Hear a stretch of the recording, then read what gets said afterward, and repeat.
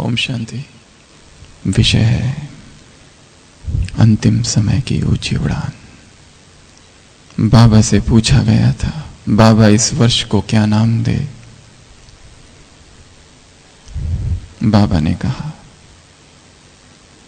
पहला ही महावाक्य एक बॉम्ब की तरह गिरा, ये समाप्ति वर्ष है, ये श्रेष्ठ वर्ष है, ये विश्व को जगाने का वर्ष है। संसार की आत्माएं सोई पड़ी है अज्ञान में। स्वयं को देखना है, कहीं हम भी तो नहीं सोए हुए हैं विस्मृति की निद्रा में, आलस्य की निद्रा में, अलबेलेपन की निद्रा में। बाबा ने कहा है समाप्ति करो। किसकी समाप्ति करेंगे? हर एक को सोचना है कौन सी वो कमियां हैं, कौन सी वो खामियां हैं, कौन सी वो बातें हैं जो अब भी रह गई है, जो कि पुरुषार्थ को आगे नहीं बढ़ने देती, जो कि स्थिति को श्रेष्ठ नहीं बनने देती। आज सुबह की अव्यक्त वाणी कर्मातीत स्थिति अर्थात बाप समान अवस्था अर्थात श्रेष्ठ स्थिति, उसके विषय में बाबा ने कहा यह स्थिति कैसी होगी। शुरुआत के ही महावाक्य है, आवाज से परे यह स्थिति है, व्यक्त आकर्षण से परे यह स्थिति है, शक्तिशाली यह स्थिति है, न्यारी और प्यारी यह स्थिति है। यदि इस स्थिति में कोई एक सेकंड के लिए भी टिक जाए तो सारा दिन भर विशेष शांति के शक्ति का उसको अनुभव होगा। यह स्थिति सफलता को प्राप्त कराने वाली स्थिति है। समाने की शक्ति और समेटने की शक्ति इसका आधार है। संसार की आत्माएं, यह संसार विस्तार में फंसा हुआ है। बाबा ने कहा तुम्हारे भी संस्कार पक्के हो गए हैं दो चीजों के, भक्ति के जीवन के और विकार के जीवन के। अब इन दो संस्कारों को यदि मिटाना है तो इन दो शक्तियों का आह्वान करो और उस सर्वोच्च अवस्था को पाओ। कितने श्रेष्ठ महावाक्य है भगवान के। हमें ऊंची उड़ान भरनी है। चलने का समय नहीं, ठहरने का समय नहीं, रुकने का समय नहीं, चढ़ने का भी समय नहीं, भागने का भी समय नहीं। समय कौन सा है? उड़ान भरने का, हाई फ्लाइट, एक परवाज, ऊंची उड़ान भरने का। इस ऊंची उड़ान के लिए आज हम 7 बातों की चर्चा करेंगे। एक पक्षी को यदि आकाश में उड़ना है तो किन चीजों की आवश्यकता होती है उसे, कौन कौन सी चीजें उसे चाहिए, कौन कौन सी चीजें होनी चाहिए जिससे वो उड़ सके। क्योंकि हमें उड़ना है, चलने का समय गया। कब तक हम चलते रहेंगे? इतना समय हो गया है ब्राह्मण बनते हुए, परंतु अब भी वही पुराने संस्कार यदि हमें खींचे हुए हैं। अभी आज की मूल्य में बाबा ने 4 प्रकार के बंधन बताए हैं, 4 प्रकार के विस्तार। देह की स्मृति, देह का भान, देह के संबंध, और चौथा देह के पदार्थ। ये 4 चीजें हैं आत्मा को बांधे हुए, उड़ने नहीं दे रही है, उसे पकड़े हुए है। वो विकारी जीवन तो छूट गया, परंतु कुछ कुछ संस्कार अब भी है जो इतने सूक्ष्म है कि शायद हमें ही नहीं पता। और हो सकता है जब ऐसी विशाल सभा जहां हो और अचानक ऐसा अनुभव हो जाए कि बाबा अचानक से टच कर दे, कोई ऐसी पॉइंट मिल जाए, कोई ऐसी टचिंग हो जाए, कोई ऐसी अद्भुत शक्ति मिल जाए कि जो संस्कार छूट ही नहीं रहा है अचानक से बल आ जाए। इसलिए ऐसी सभाओं की, ऐसी भट्टियों की, ऐसे योग की अत्यंत आवश्यकता है। स्थूल सेवाधारी बाबा के पास बहुत है और हम सब कर भी रहे हैं, परंतु आज समय की मांग है सूक्ष्म सेवा, और सबसे पहले स्वयं की सूक्ष्म सेवा और फिर सारे जगत की सूक्ष्म सेवा। तो हम सबको उड़ना है, नीचे नहीं रह जाना है, रुक नहीं जाना है, बंद नहीं जाना है। पास पास पास, 3 शब्दों का प्रयोग अभी अभी बाबा ने किया था। पास रहना, पास होना और पास को प्राप्त करना। तो उड़ने के लिए एक पंछी को किन चीजों की आवश्यकता है, उसी से हम चर्चा करेंगे। सबसे पहले पंख। सबसे पहले कौन सी चीज चाहिए? पंख की आवश्यकता है। आज इस भट्टी में स्वयं को देखना है। क्या मेरे पास ज्ञान के मजबूत पंख है? क्या मेरे पास योग के मजबूत पंख है? क्या जैसे मैंने ज्ञान को समझा है, क्या वो वैसा ही है जैसे वो कह रहा है, या केवल शब्दों को पकड़ा है? क्या ज्ञान की गहन अनुभूति हुई है? क्या है ये ज्ञान? कैसा है ये ज्ञान? कैसे समझे इस ज्ञान को? क्या जितनी लगन मुझे होनी चाहिए ज्ञान के प्रति वो है? सेंटर पर जाना, मुरली सुनना, मुरली लिखना और वापस आ जाना, यह है पुरानी चाल। भगवान के महावाक्य है। क्या इस ज्ञान का मैंने चिंतन किया है? क्या इस ज्ञान का मनन किया है? क्या इस ज्ञान का अध्ययन किया है? क्या इस ज्ञान को उतनी ही गहराई से जाना है जितनी गहराई से इसे जानना चाहिए?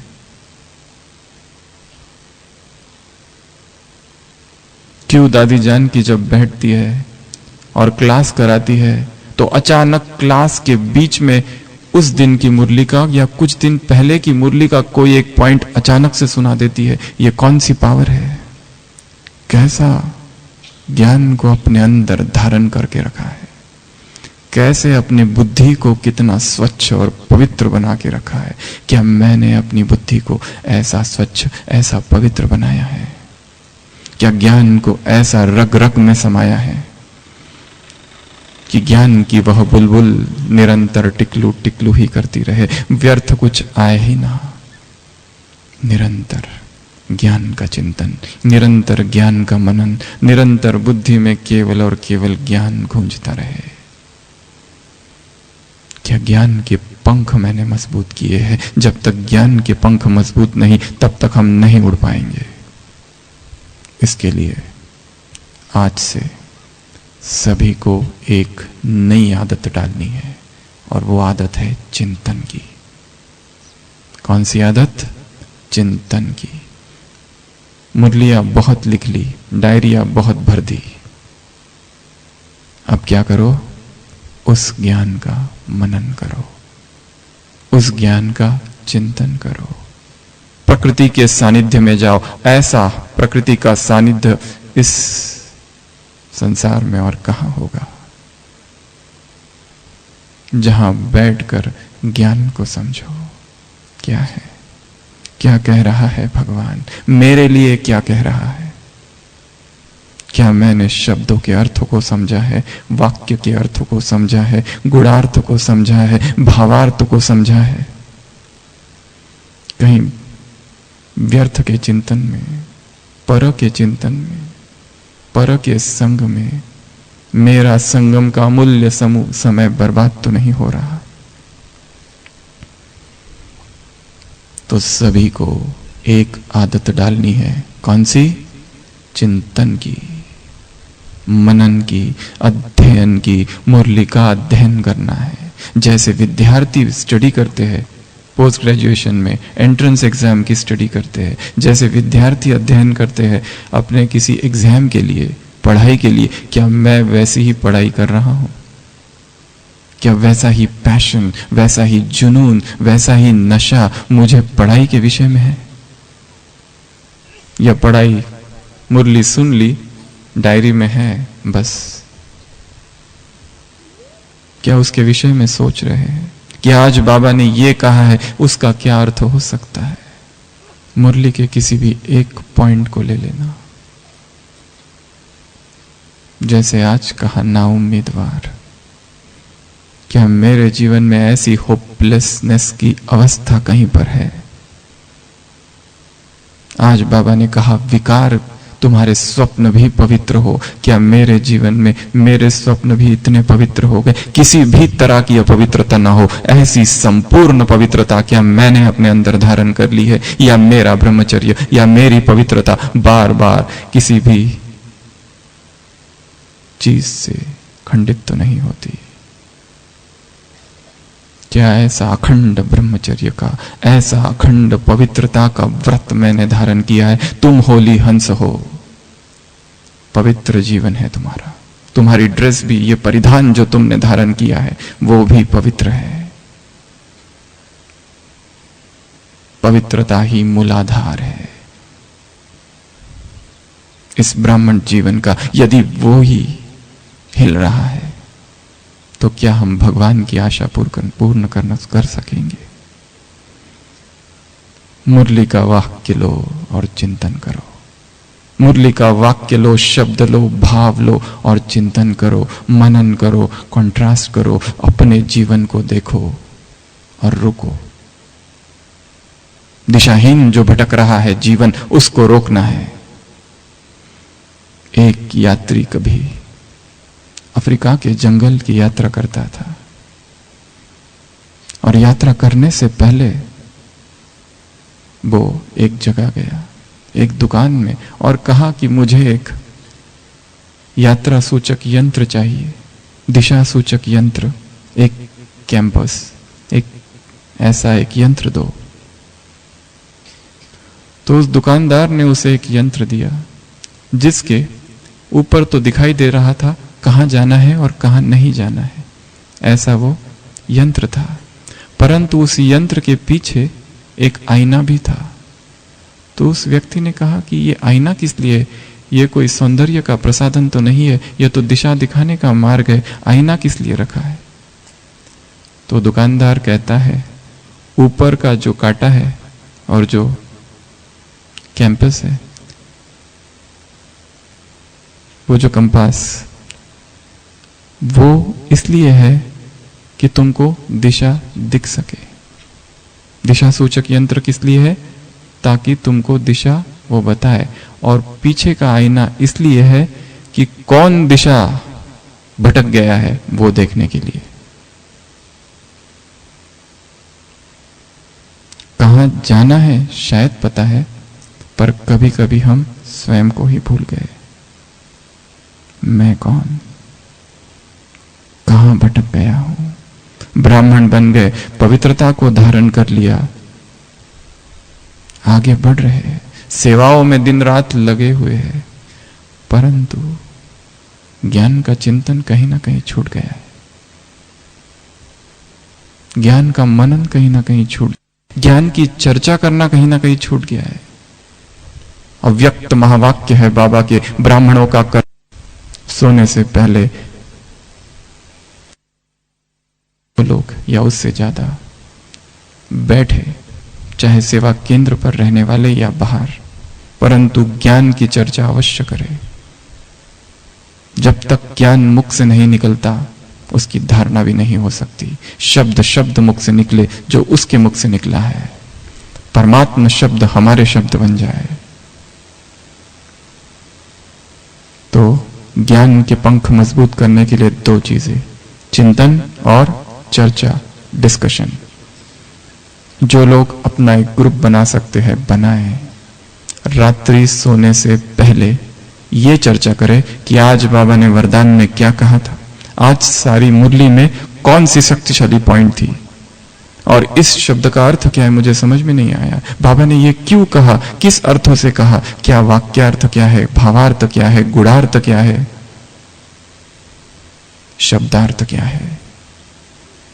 तो सबसे पहले पंख कौन से, ज्ञान के। दूसरा पंख कौन सा है, योग का। एक प्रश्न आप सबसे है, पिछले एक मास में जिसने एक दिन भी अमृत वेला मिस नहीं किया वो हाथ खड़ा करे। एक दिन भी नहीं। बहुत सारे भाई बहन हैं, पर बहुत सारे नहीं भी है। परमात्मा महावाक्य है कि अमृत वेला स्वयं को ईश्वरीय प्रेम से इतना भर दो कि सारे दिन भर फिर किसी भी देहधारी का प्रेम तुम्हें आकर्षित नहीं करेगा। नहीं तो आत्मा की प्यास प्रेम की है, सुख की है। यदि उसे परमात्मा प्रेम, परमात्मा सुख, परमात्मा अतीन्द्रिय सुख नहीं दिया जाए तो वो व्यक्तियों के पास भागेगा, साधनों की तरफ भागेगा, फिर से वही विकार जिसे छोड़ चुका है उसको फिर से अपनाने की कोशिश करेगा।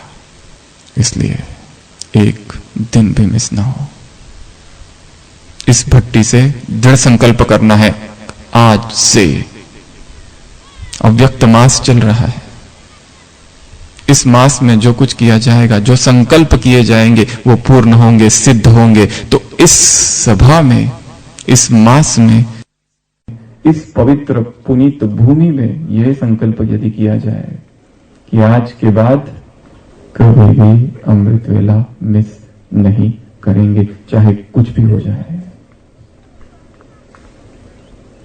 दादी जानकी की तरफ से 21 दिन की भट्टी की पॉइंट्स सबने सुनी होगी, रोज की पॉइंट। आज 7 तारीख, आज की पॉइंट है, मैं डबल लाइट फरिश्ता हूं। 5 लाइट की नाएं हैं, आत्मा लाइट, संकल्प लाइट, शरीर लाइट, लाइट के घेरे में लाइट का कार्ब और वतन लाइट। रोज जो अभ्यास दिए है 21 दिन 21 पॉइंट, उस पॉइंट को योग की ड्रिल में कन्वर्ट करना है और उसका अमृत वेले और शाम को अभ्यास करना है। आत्मा शक्तिशाली बनेगी अशरीरीपन से। आत्मा शक्तिशाली बनेगी योग के प्रयोग से।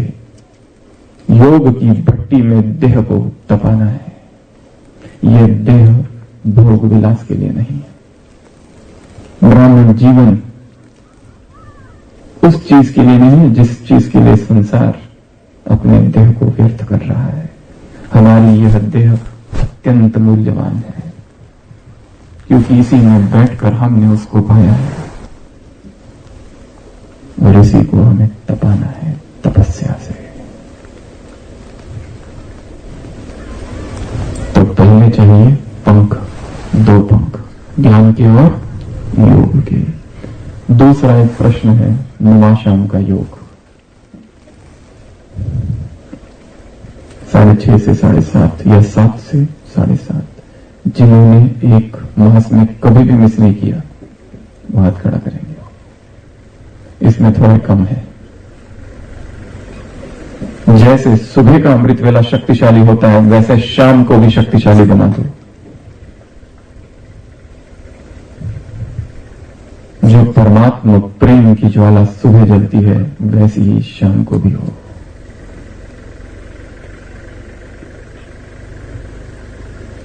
चाहे सेवा कर रहे हो, चाहे कर्म कर रहे हो, चाहे यात्रा पर हो, चाहे ऑफिस में हो, फिर भी कम से कम वो जो आधा घंटा है या 1 घंटा उस समय मौन हो जाओ। सेवा करते करते भी अगर हो सके तो अंतर्मुखी हो जाओ और समर्पण कर दो। तो पहली चीज कौन सी चाहिए? पंख। दूसरी चीज जो कि पक्षी को आवश्यक है उड़ने के लिए, कौन सी? वो बाहर की चीज है, अंदर की बताओ। क्या चाहिए? सेल्फ कॉन्फिडेंस, उसे आत्मविश्वास चाहिए। अभी अभी 31 तारीख बाबा की अव्यक्त महावाक्य, बाबा के सामने महाराष्ट्र का ग्रुप बैठा था। बाबा से कहा गया इनके लिए कुछ कहो। बाबा ने कहा, महाराष्ट्र आंध्रा की पार्टी थी, सभी ने मुरली पढ़ी है ना, बाबा की महावाक्य 1 पेज के। क्या कहा बाबा ने? विजय सामने है, विजय जन्म सिद्ध अधिकार है, और यदि विजय है तो अपने अंदर आत्मविश्वास होगा और परिवार में निश्चय। आत्मविश्वास, ये संकल्प लाना है कि ये कार्य मैं कर सकता हूं। स्वयं भगवान ने कहा है विजय तुम्हारा जन्म सिद्ध अधिकार है, विजय तुम्हारे गले की माला है, मेरी हार हो ही नहीं सकती। भगवान कह रहे स्वप्न में भी पांडव कभी हारेंगे नहीं। कोई संस्कार, कोई स्वभाव, कोई विकार हमें पराजित नहीं कर सकता। पांडव छिपाने वाले नहीं है, यहां कहने वाले कि हां विजयी होंगे और वहां जाके पत्र लिखने वाले नहीं। पांडव गिरे की भाषा वाले नहीं, करेंगे ये भाषा वाले नहीं, करके ही दिखाएंगे। हुआ ही पड़ा है, चाहे संस्कार कितना भी बड़ा हो। आत्मा का मूल स्वभाव पवित्रता है, अपने आप को उसी स्वभाव में स्थित करना। फिर विकार गिर जाएंगे, विलीन हो जाएंगे। दूसरी चीज क्या चाहिए? स्वयं में आत्मविश्वास। 1800 शताब्दी 1800 की तारीख थी। नेपोलियन अपनी सारी सेना को लेकर जा रहा था और एक बहुत बड़ा एल्प्स नाम का पर्वत था, उसे पार करना था। एक ज्योतिषी से उसने पूछा ये पर्वत कहाँ है? ज्योतिषी ने कहा ऐसे ऐसे यहाँ ये पर्वत आएगा, पर तुम इतनी विशाल सेना को लेकर उस पर्वत की तरफ जा रहे हो, आज तक इतिहास में उस पर्वत को कोई भी पार नहीं कर पाया है, तुम कैसे पार करोगे? और ये बात नेपोलियन की सारी सेना ने सुन ली और सब सेना ने कहा कि हम तो नहीं जाएंगे, आपको जाना है तो जाओ।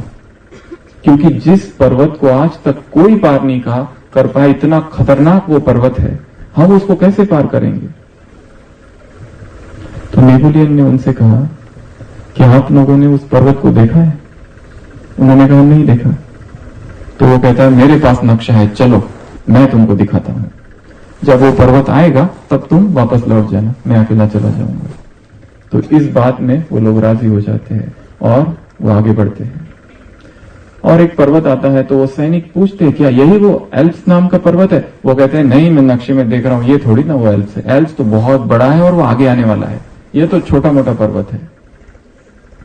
तो सैनिकों से वो कहता है जब वो आएगा मैं तुमको बता दूंगा और तब तुम लोग लौट जाना, तब तक तो चलो, ये तो छोटे बहुत सारे पर्वत बीच में आ रहे, नक्शे में भी दिख रहा है। तो सैनिक कहते हैं ठीक है। बड़ी मुश्किल से उस पर्वत को पार करते हैं और उतरते हैं नीचे और चलते जाते और फिर पूछते हैं वो एल्प्स पर्वत आ गया क्या? कहाँ है वो? तो वो कहता है एल्प्स पर्वत, वो जो हमने पार किया ना, वही एल्प्स पर्वत है।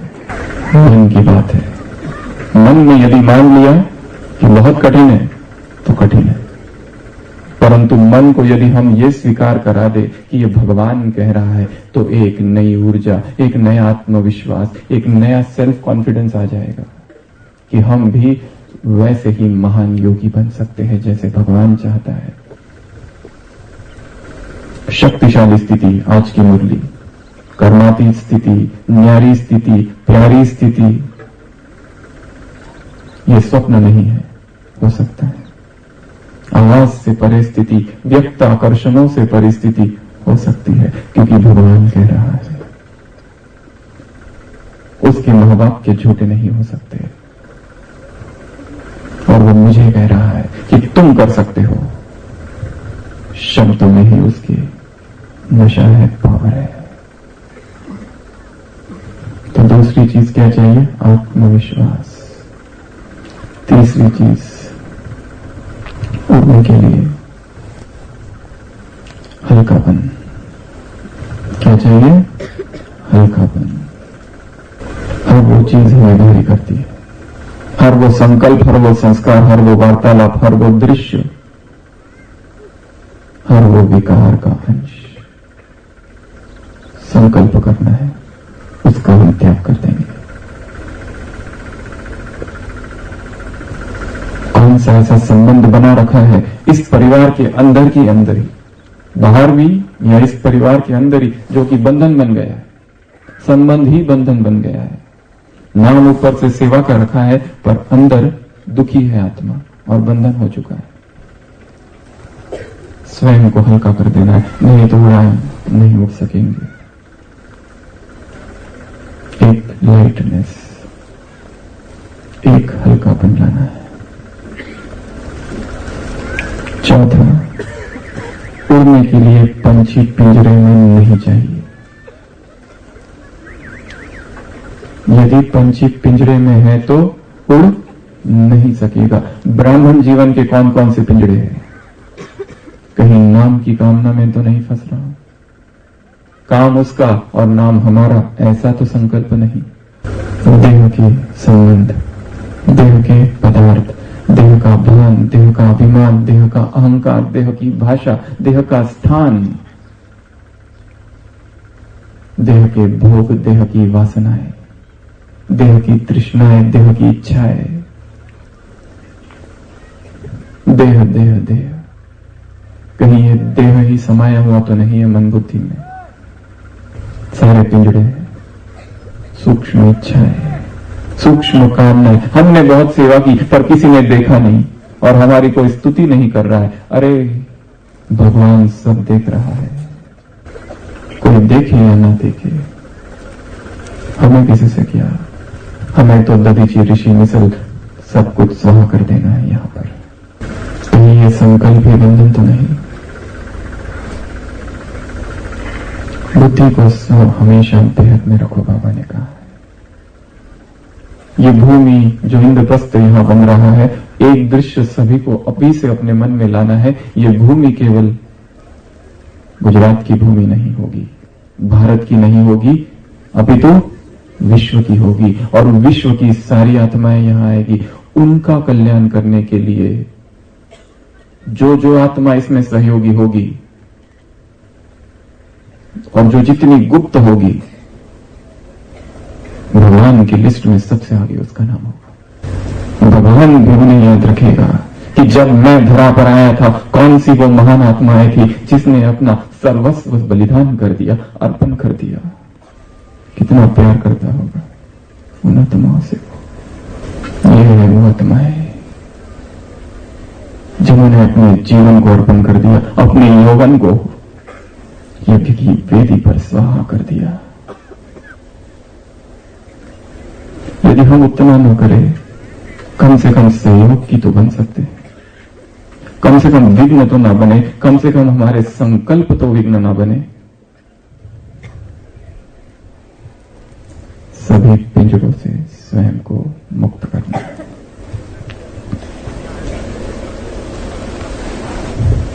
अगला, यदि कोई सलाख है, कोई चेन हमें पंछी को बांधे हुए है तो भी उड़ नहीं सकेगा। एक तो पिंजरे के अंदर वाला पंछी नहीं उड़ सकता। अगला, अगर कोई सलाखे बांधे हुए है, हो सकता है वो बंधन, वो चेन, कोई संबंध है, कोई संस्कार है, कोई विकार है, हो सकता है वो चेन हमारा ही कोई अज्ञात संकल्प है। स्वयं को देखना, स्वयं को चेक करना, कौन सी सलाखें है जिन्होंने मुझे रोकने से, जो मुझे रोके हुए है। अगला, उड़ने के लिए आवश्यक है एक अदम्य इच्छा शक्ति। इच्छा चाहिए। सुन तो सब मेरा सब रहे, परंतु क्या वास्तव में इच्छा है?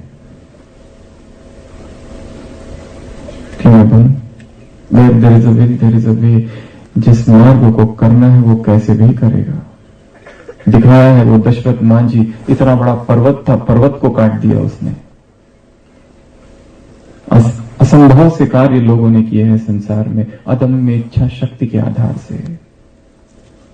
कि ऐसी इच्छा शक्ति मेरे अंदर भी है। उस इच्छा को जागरण करो, उस इच्छा का जागरण कि मुझे अब आगे बढ़ना है, मुझे अब रुकना नहीं है। उत्तिष्ठ जागृत प्राप्य वराणि बोधतः, arise awake and stop not till the goal is achieved. जब तक मंजिल को नहीं प्राप्त करता तब तक नहीं रुकूंगा। याद करो उस राणा प्रताप को, क्या संकल्प किया था उसने, जमीन पर सोऊंगा, घास को खाऊंगा, परंतु हार स्वीकार नहीं करूंगा। तब तक नहीं स्वीकार करूंगा जब तक कि मैं जब तक ऐसा तापसी जीवन जीऊंगा जब तक विजयी नहीं हो जाता। जैसा ब्रह्मा का संकल्प था। इसका भी गायन है, या बड़ों से हमने सुना है, गुजरात का जन्म ही ब्रह्मा के संकल्प से हुआ है। यज्ञ का, गुजरात में यज्ञ का जन्म भी ब्रह्मा के संकल्प से है। समीपता का वरदान है। भगवान ने कहा है मधुवन का दूसरा कमरा है, एक आवाज लगाओ तो इधर। क्या ऐसी इच्छा है कि हम भी आगे बढ़ जाए, हम भी दादियों के समान अपने जीवन को महान बना दे। जानी जान की जब विदेश से आई थी 4 साल के बाद, उनकी साड़ी देखकर पता चलता था कि कैसा जीवन उन्होंने वहां बिताया होगा। वही साड़ी थी जो यहां से पहन के गए थे। आज उनको स्थिति और सम्मान दोनों प्राप्त है, पर उसके पीछे धड़कता हुआ वैराग है, तप है, लगन है, संपूर्ण समर्पण है।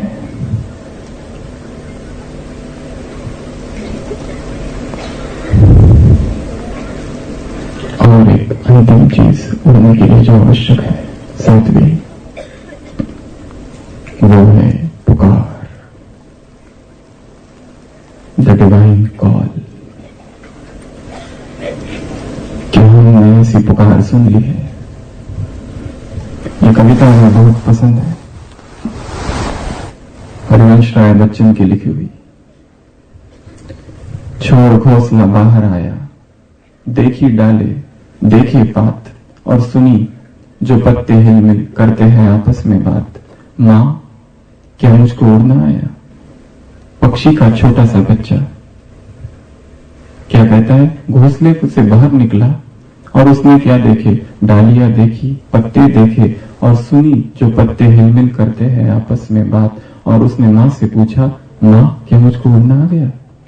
मां कहती है, नहीं चुरुगन, उसका नाम चुरुगन है, तू भरमाया, ये तेरा भ्रम है, तू अभी उड़ा नहीं है, तुझे लग रहा है तू तो अभी अभी घोंसले से केवल बाहर आया है।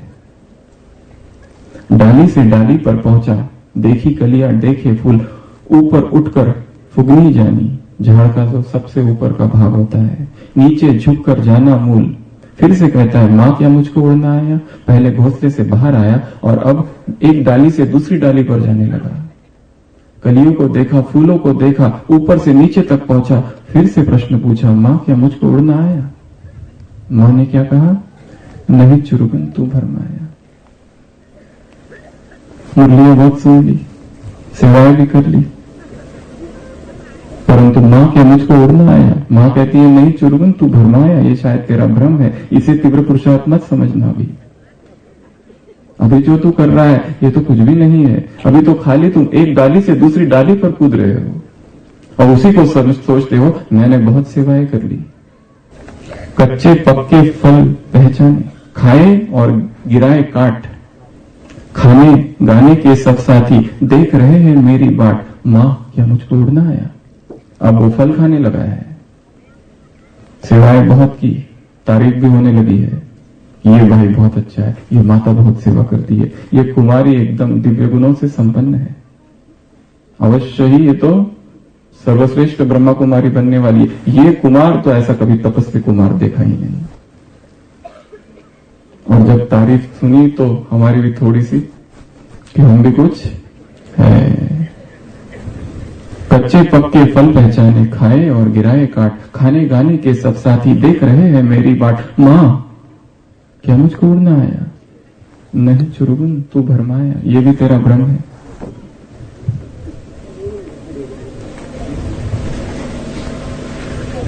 सूरज भाई जी उदाहरण देते हैं, एक ब्रह्मा कुमारी बहन बाबा के पास पहुंची, शरीर छोड़ा, काल्पनिक।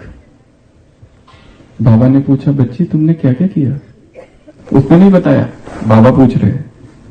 वो कहती है, बाबा मैंने अपना सारा जीवन तेरी सेवा में लगा दिया। मैंने ये सेवा केंद्र खोला, वो सेवा केंद्र खोला, इतने लोगों का कोर्स कराया, ये कराया, फला देश विदेश में।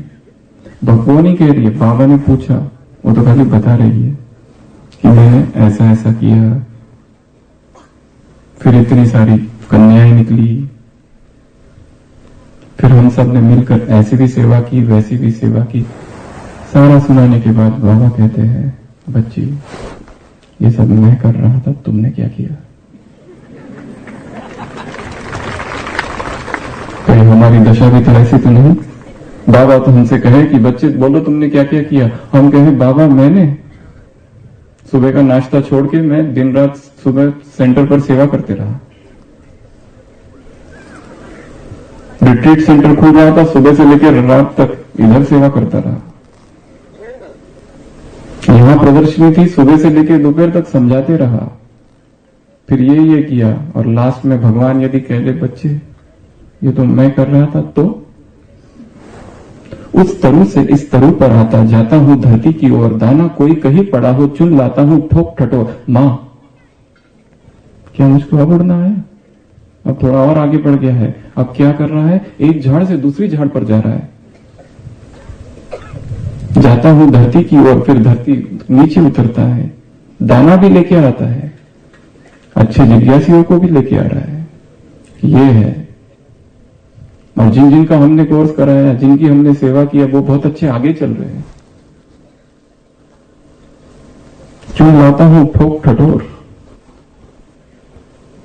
मां क्या मुझको उड़ना है? मां कहती है, नहीं चुरना, अभी भी नहीं, तुम भरमाया। मैं लीले अज्ञात गगन की सुनता हूं अनिवार्य पुकार। क्या कह रहा है वो? अब उसे एक आवाज आने लगी है, एक अज्ञात आवाज। मैं नीले अज्ञात गगन की सुनता हूं अनिवार्य पुकार। कोई अंदर से कहता है, उड़ जा उड़ जा, उड़ता जा परमार। मां क्या मुझको उड़ना आया? अब मां कहती है, आज सफल है तेरे डहने, तेरे पंख आज सफल हुए हैं, आज सफल है तेरी काया। मैं अज्ञात गगन की सुनता हूं अनिवार्य पुकार। क्या ऐसी पुकार आ गई है कि आकाश पुकार रहा है, आ जाओ, अब उड़ो, अब बंधन में नहीं बंधो। विकारों को देख लिया, क्या सुख है उसमें? देखो ये थे विकार, ढूंढो कहां है सुख। यदि मिल जाए तो आकर बताना कि है। जानो उसको, ये थे सुख। क्या थे? ऐसे तुच्छ। ये था स्वार्थ भरा जीवन।